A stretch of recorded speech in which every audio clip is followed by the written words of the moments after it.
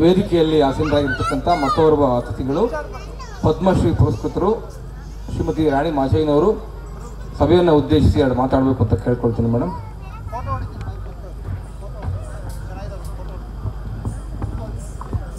ವೇದಿಕೆಯಲ್ಲಿರತಕ್ಕಂಥ ಗಣ್ಯರೇ, ಇಲ್ಲಿ ಮುಂದುಗಡೆ ಕೂತಿರುವಂಥ ನನ್ನ ಪ್ರೀತಿಯ ಕಲಾವಿದರೇ, ನಿಮಗೆಲ್ಲರಿಗೂ ನಾನು ರಾಜ್ಯೋತ್ಸವದ ಶುಭಾಶಯಗಳನ್ನು ಹೇಳುತ್ತಾ, ನಾವು ಇಂದು ಇಲ್ಲಿ ನೆರೆದಿರುವುದು ಬಹು ಚೆನ್ನಾಗಿ ಯೋಚನೆ ಮಾಡಿದರೆ ಇದು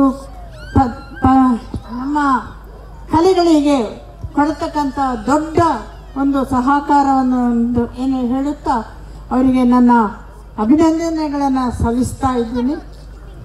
ನಾವು ಮನೆಗೆ ಬಂದಿದ್ದರು, ನನಗೆ ಏನು ಹೇಳಬೇಕು ಅಂತ ಹೇಳೋದು ನನಗೆ ಗೊತ್ತಾಗಲಿಲ್ಲ. ಲಾಸ್ಟಿಗೆ ಅವರೇ ಹೇಳಿದರು, ನೀವು ಪದ್ಮಶ್ರೀ ತಗೊಂಡಿದ್ದೀರಾ, ಅದರ ಬಗ್ಗೆ ಆದರೂ ಹೇಳಿ ಅಂತ ಹೇಳಿದರು.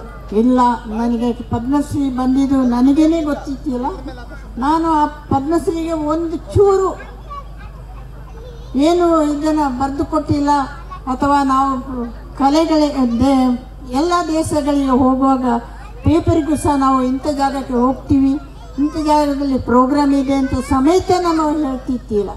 ಅದು ನಾವು ನಮ್ಮ ಮಕ್ಕಳು ಅವರ ತಂದೆ ತಾಯಿಗೆ ಮತ್ತು ಕಾಲೇಜಲ್ಲಿ ಪ್ರಿನ್ಸಿಪಾಲ್ ಅವರಿಗೆ ಮಾತ್ರ ನನ್ನ ಮಕ್ಕಳು ಹೇಳ್ತಿದ್ರು. ಅವರಿಗೆ ಮಕ್ಕಳಿಗೆ ನಾವು ಅಂಡಮಾನಿಗೆಲ್ಲ ಹೋಗುವಾಗ 20 ದಿವಸ ಆಗಿತ್ತು.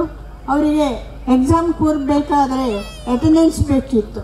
ಅದನ್ನು ನಾನು ಮಾತ್ರ ಹೋಗಿ ಪ್ರಿನ್ಸಿಪಾಲಿಗೆ ಹೇಳಿ, ನಿಮಗೆ ಫಾರ್ಮ್ ಇದೆ ಅಲ್ಲಿ, ಅದಕ್ಕೆ ಫಿಲ್ಲಪ್ ಮಾಡಿ ಕೊಟ್ಟು ನಾವು ಕರ್ಕೊಂಡು ಹೋಗ್ತಿದ್ದೆ. ಆದರೆ ಸಹ ನಮ್ಮ ಮಕ್ಕಳು ಇಷ್ಟರವರೆಗೆ ಮಾಡಿದ ಪ್ರಯತ್ನದಿಂದ ಅವರ ತಂದೆ ತಾಯಿಗೂ ಅವರ ಮಕ್ಕಳಿಗೂ ನನ್ನ ಪದ್ಮಶ್ರೀಯನ್ನು ಅವರಿಗೆ ಡೆಲಿಗೇಟ್ ಮಾಡ್ತಾ ಬಂದಿದ್ದೀನಿ. ಮುಂದಕ್ಕೂ ಸಹ ಹಾಗೆ ನಾನು ಮಾಡ್ಕೊಂಡು ಬರ್ತೀನಿ. ನಮ್ಮ ಇಷ್ಟರವರೆಗೆ ನಾನು 84ರಿಂದ ಶುರು ಮಾಡಿದ್ದೆ. ಆದರೆ 84ರಲ್ಲಿ ಹೆಣ್ಣು ಮಕ್ಕಳನ್ನು ಹೊರಗೆ ತಂದೆ ತಾಯಿರು ಕಳಿಸ್ತಿತ್ತಿಲ್ಲ. ಅವ್ರನ್ನ ಮನಸ್ಸನ್ನ ಹೇಗೆ ನಾನು ಇದು ಮಾಡಿದ್ದೇನೆ ಅಂತ ಹೇಳಿದರೆ ನನಗೇನೆ ಗೊತ್ತು. ಅವ್ರ ನಂಬಿಕೆಯಿಂದಲೇ ನನ್ನ ಜೊತೆ ಕಳಿಸ್ತಾ ಇದ್ದರು. ಅವರು ಮಾಡಿದ ಪ್ರಯತ್ನದಿಂದ ಮಕ್ಕಳು ಮುಂದೆ ಹಾಗೆ ಆಯಿತು. ಎಲ್ಲ ಮಕ್ಕಳಿಗೂ ಸಹ ಇದು ಖುಷಿಯಿಂದ ನನ್ನ ಜೊತೆ ಬರೋದು ಶುರುವಾಯಿತು. ಅದರಿಂದ ನನ್ನ ಇಡೀ ಇಂಡಿಯಾ ದೇಶದ ಮುಕ್ಕಾಲು ಭಾಗ ಎಲ್ಲ ಮುಗಿಸ್ಕೊಂಡು ಈಗ ನನಗೆ ಆ ಪದ್ಮಶ್ರೀ ಬಂದಿದೆ. ಅದರ ಜೊತೆಗೆ ಒಂದು ನಾನು ಡಾಕ್ಟ್ರು ಓದಿಲ್ಲ, ಆದರೂ ಡಾಕ್ಟ್ರೇಟು ನನಗೆ ಸಿಕ್ಕಿದೆ. ಜೈಪುರಿನಲ್ಲಿ ಒಂದು ಯೂನಿವರ್ಸಿಟಿಯಿಂದ ಅವರು ನನಗೆ ಕೊಟ್ಟರು. ಇದನ್ನು ನಾನು ಸಮೇತ ಎಲ್ಲ ಕಲಾವಿದರಿಗೆ, ನನ್ನ ಜೊತೆ ಬಂದವರಿಗೆಲ್ಲ ಅದನ್ನು ಡೆಲಿಗೇಟ್ ಮಾಡಲಿಕ್ಕೆ ಇದೊಂದು ಅವಕಾಶ ಸಿಕ್ಕಿದೆ. ನಾನು ಜಾಸ್ತಿ ಮಾತಾಡುವಂಥ ಪರಿಸ್ಥಿತಿಯಲ್ಲಿ ಇಲ್ಲ. ನನಗೆ ಈಗ ಇಲ್ಲಿಂದ ಬೀಳ್ಕೊಡೋಕ್ಕೆ ಹೋಗಬೇಕು. ನಾಳೆ ಬೆಳಿಗ್ಗೆ ಇಂಥದ್ದೇ ಒಂದು ಸನ್ಮಾನದ ಕಾರ್ಯಕ್ರಮಕ್ಕೆ ಕರೆದಿದ್ದಾರೆ.